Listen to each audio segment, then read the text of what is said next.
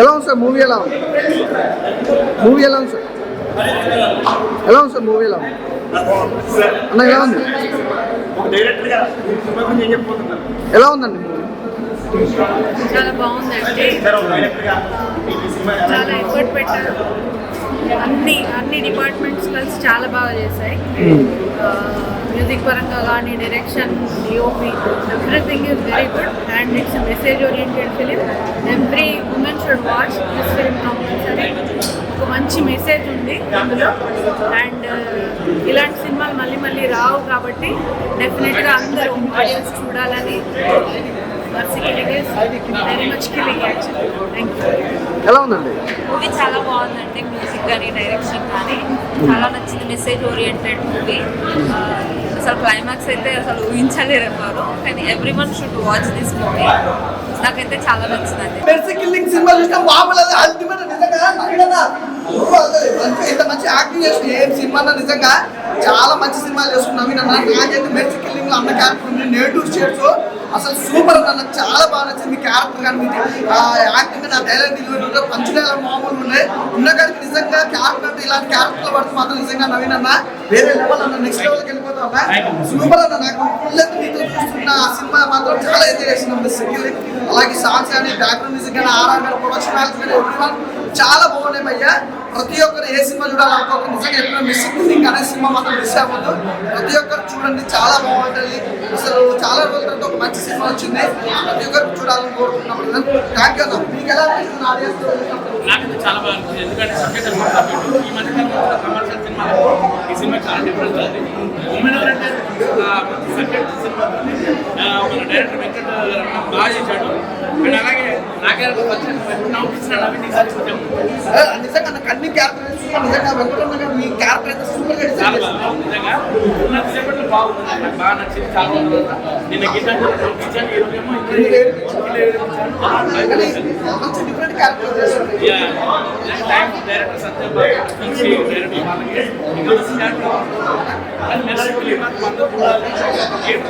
చాలా బాగుంది సినిమా.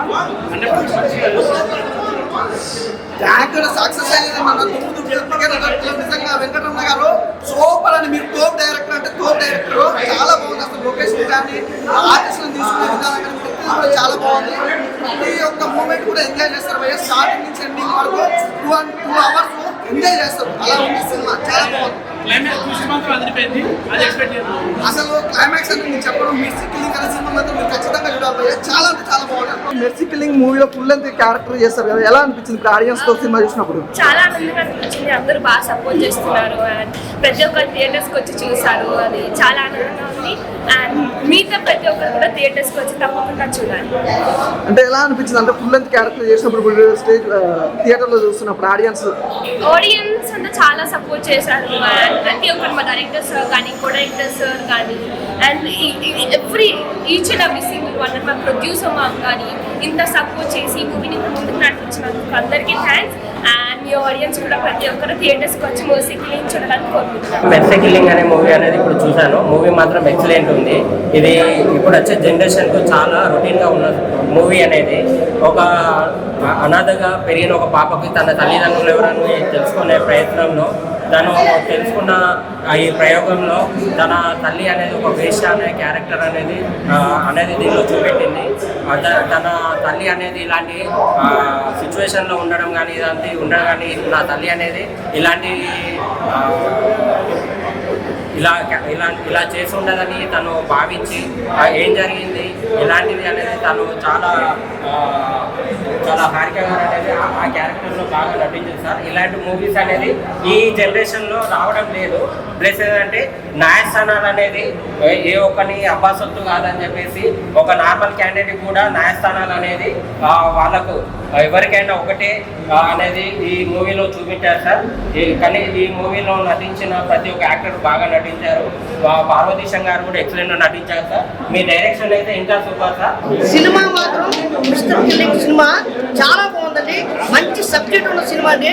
నిజంగా చెప్తున్నాం కదండి, ఇలాంటి సినిమా మాత్రం ప్రతి మనిషి చూడాలండి, ప్రతి వ్యక్తి చూడాలండి. మంచి చెప్తాను. ఎప్పుడో సంక్రాంతికి శివరాత్రికి వస్తాయండి సినిమాలు. వారం వారం సినిమాలు వస్తుంటాయి, కానీ ఇలాంటి సినిమా మాత్రం ఎప్పుడో వస్తుందండి. ఇప్పుడు వచ్చింది, మన ముందుకు వచ్చింది, చాలా బాగుందండి. మంచి మెసేజ్ ఉన్న సినిమా. భయ్యా ఇప్పుడే మెస్సీ కిల్లింగ్ సినిమా చూశాను భయ్యా. కంటెంట్ మాత్రం ఎక్సలెంట్ ఉంది భయ్యా. దానిలో హారిక స్వేచ్ఛ సూపర్ చేశారు భయ్యా. డైరెక్టర్ రమణ గారు కూడా పక్కన ఉన్నారు. అసలు స్టోరీ అయితే మాకు భయ్యా ఈ రోజులో మనం చూడలేము, మనం మళ్ళీ చూడలేము. ఇప్పుడే మళ్ళీ ఫస్ట్ షోకి మళ్ళీ బుక్ చేసుకుంటాను టికెట్. అంత బాగుంది సినిమా అయితే. నాకు తెలిసి కమర్షియల్ మాస్ కాదన్న, స్టోరీ కంటెంట్ నమ్ముకున్న సినిమా. కంటెంట్ బేస్ సినిమా ఖచ్చితంగా చూడండి. మంచి కంటెంట్ ఉంది, ఖచ్చితంగా అందరూ తప్పకుండా చూడాలి భయ్యా. మళ్ళీ సినిమా మళ్ళీ రావాలి. మన మెర్సీ కిల్లింగ్ సినిమా చూడడం జరిగింది. ఆ సినిమా డైరెక్టర్ మన వెంకటరమణ గారు ఎంత కష్టపడి 3 సంవత్సరాల నుంచి నాకు 3 years బ్యాక్ ఫోన్ చేసి నాకు నా క్యారెక్టర్ చెప్పి అక్కడి నుంచి ఎంత కష్టపడారో నాకు బాగా తెలుసు సినిమా గురించి.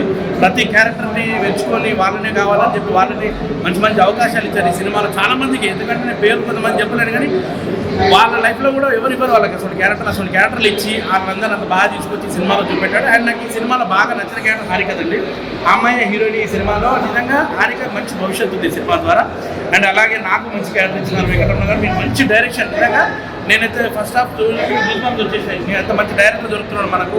అండ్ ముఖ్యంగా ఇటువంటి ఉమెన్ ఓరియంటెడ్ మూవీ చాలా రోజుల తర్వాత ఒక మెసేజ్ ఓరియంటెడ్ ఉమెన్ ఓరియంటెడ్ ఖచ్చితంగా ప్రతి అమ్మాయి చూడాల్సిన సినిమా అండి. ఎందుకంటే మెర్సీ కిల్లింగ్ అనేది చాలా మంది అర్థం ఏంటో అనుకుంటారు, కానీ అది నిజంగా ఒక మన కోర్టులో ఒక మన రియల్ దానివల్ల ఈరోజు ఎంతమంది బయటపడ్డారని చూపెట్టారు, చాలా బాగా చూపెట్టారు.